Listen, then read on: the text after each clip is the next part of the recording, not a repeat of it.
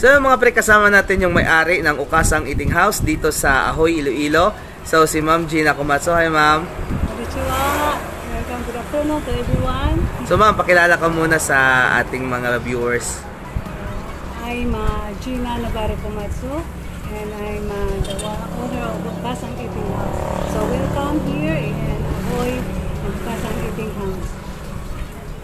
So Ma'am, bakit sa dami-dami ng klaseng restaurant na pwede mong ipatayo, bakit yung Japanese cuisine yung napili mo?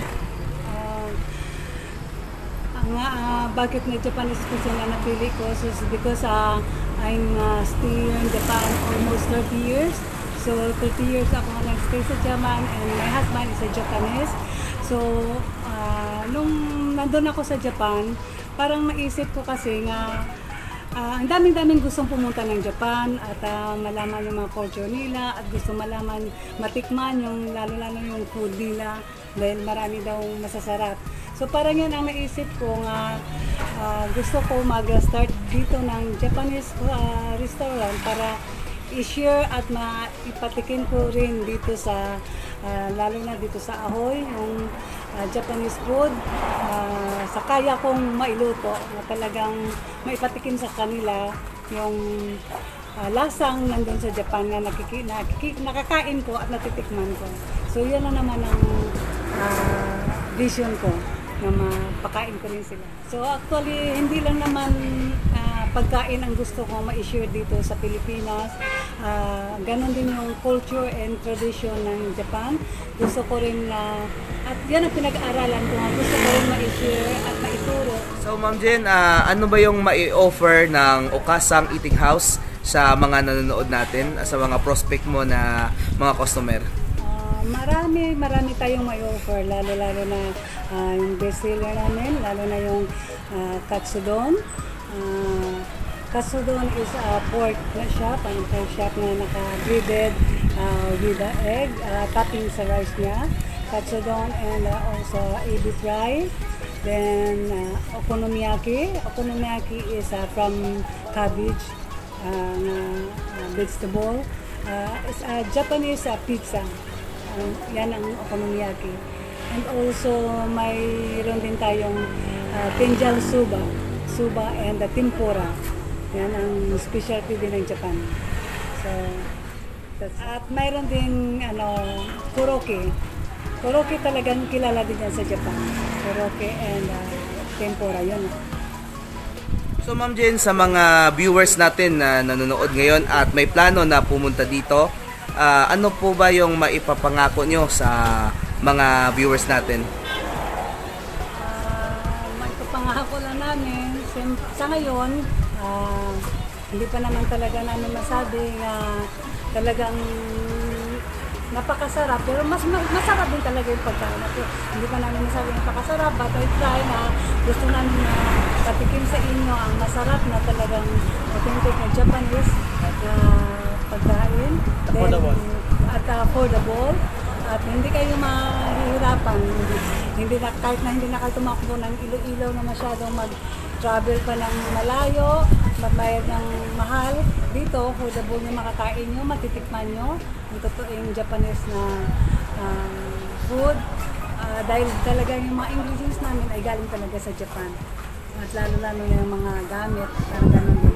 So, sisikapin namin, talagang malinis talaga yung aming food na maibigay sa inyo.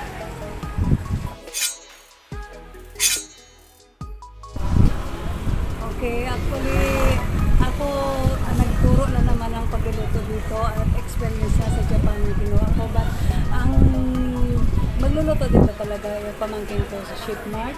Sa nakapag-aaral din siya sa ISCAM, International School Culinary sa Manila. So siya talaga ang nagluluto dito sa Okasan Eating House. Okay, at introduce ko rin sa inyo, katulad nitong mga ladies namin, mga angel na nakasuot ng Japanese na kimono.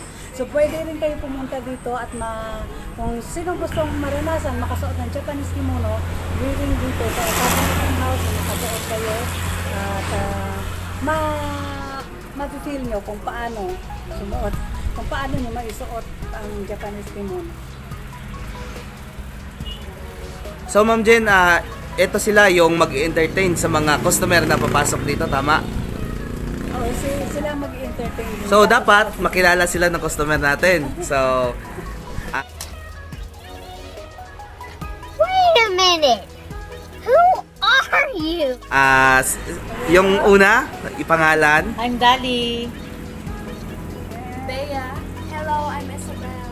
Wow, Isabel. So,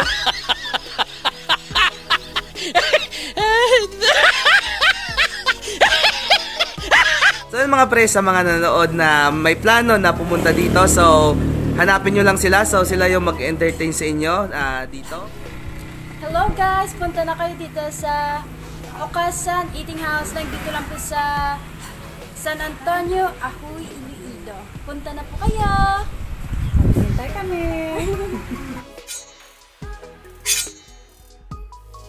So Ma'am Jen, ano to yung mga nakalagay dito?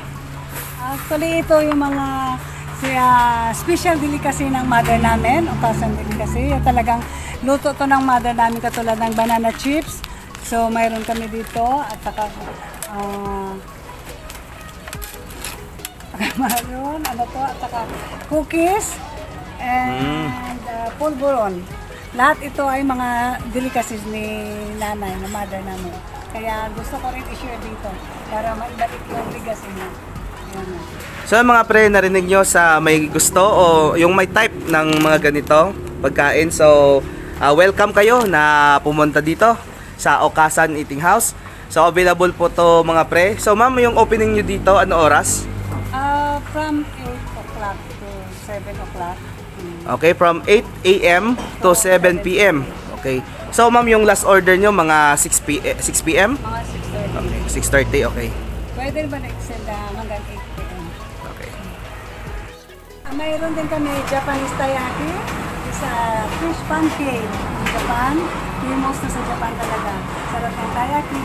So, kung paano ginawa, dyan nakikita nyo. Yan. Japanese taiyaki.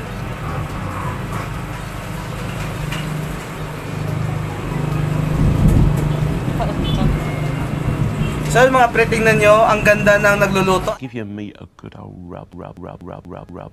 Yeah, boy. Ow. So IST, ang ganda ng luto. So ayan, tingnan nyo mga pre. Patay. Ganito po ang pagluto ng taiyaki. Ayan, makikita nyo.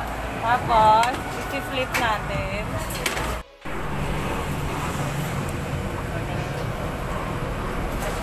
So yan na yun ma'am, yung luto na. Yes po. Ano nga yung pangalan nito ulit? Taiyaki. Taiyaki. With filling na red bean. With feeling. Akala ko may feelings. Give your meat a good old rub, rub, rub, rub, rub, rub. Yeah, boy. Ow, man. With feeling pala na red bean. So ito yung red bean mga pre, oh.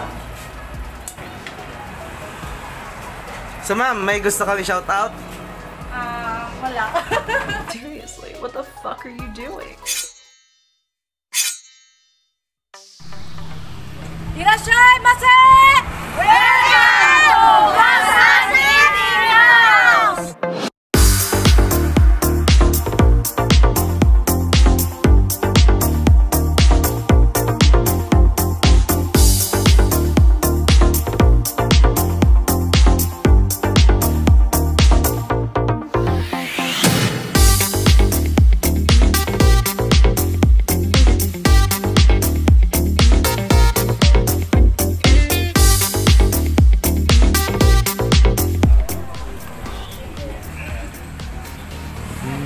bago siya sa Japan. So sir, nami kayo?